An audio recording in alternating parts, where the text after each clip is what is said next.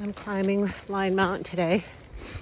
This is my second time in 3 days because when we hiked it, my sister and a friend and her daughters and I hiked it 2 days ago. I lost my coffee mug somewhere, I think probably at the summit. So I'm hiking alone today to find it. Lyon Mountain is about 15 minutes from my house, so I've hiked this literally dozens of times. I feel pretty comfortable hiking it by myself. It's about 3,850 feet of elevation, so it's not a high peak, although it is almost as high as some of the high peaks. It has 2 trails to the summit. What we call the old trail goes straight up an old creek bed, and it's over a mile shorter. And we do it in the wintertime when all of the rocks in the creek bed are covered with snow. It is much easier to snowshoe, plus the access road isn't plowed, so you want that shorter distance. So here's where the trail splits. I'm going left. It'll be about 3.5 miles to the summit, and at the trail register, I'm not going to sign in, but I am going to take a look and see if the mug is here. It is not.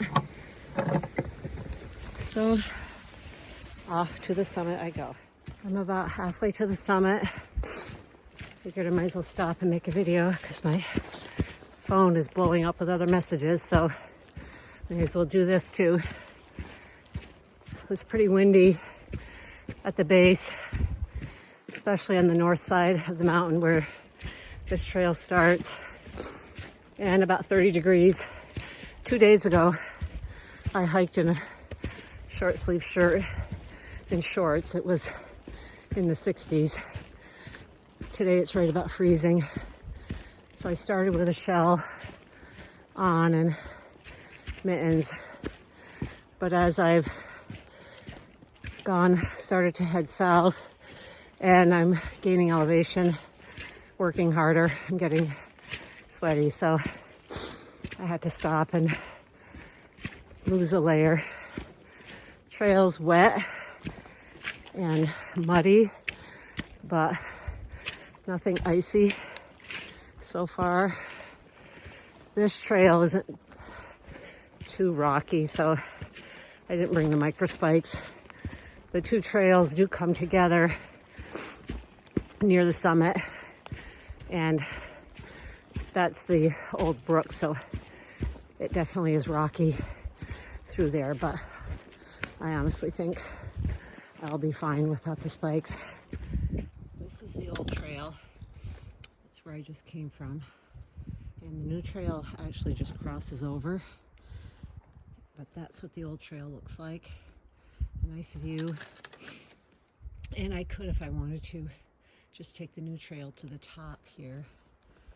But I don't know how much time that would save me, to be honest. I'd probably have less than a quarter of a mile from here. But nice view of Shazy Lake. I also wanted to say that there are quite a few switchbacks on this trail, and herd paths have formed where people have missed a turn. You see, like right here. So just keep a sharp eye out for those. To be honest, I think you would know pretty quickly if you're off the trail. But the other thing is, people are creating herd paths, I'm assuming on the descent, where they can see on these tighter switchbacks, where they can see the trail, and they're causing quite a bit of erosion on these hillsides. So don't be that guy. Stay on the trail. And here's where the 2 trails come together. There's a sign up here on a tree. So as you're descending, you'll see where the turn is, red trail markers to stay on the trail back if that is your choice. I'm at the summit. It took me about an hour and a half, which is a pretty good time. It is a fire tower summit, and I've climbed that tower before. I'm not going to today. It is windy and cold up here, and now I'm just looking for my coffee mug. So it was windy the other day, not cold, as I said before, and we came down over here.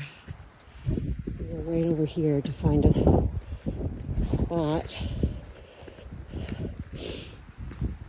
out of the wind, and I was sitting right here, and I don't see my coffee mug. Look under these branches. Alright, so I believe we left. I walked over this way.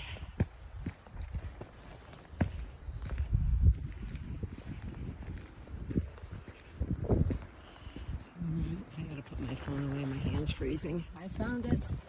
Somehow I missed it on the way up. It was laying right there, and I climbed up right there, and I missed it. I spent about 10 minutes at the summit looking and couldn't find it, but now I have it. Yay.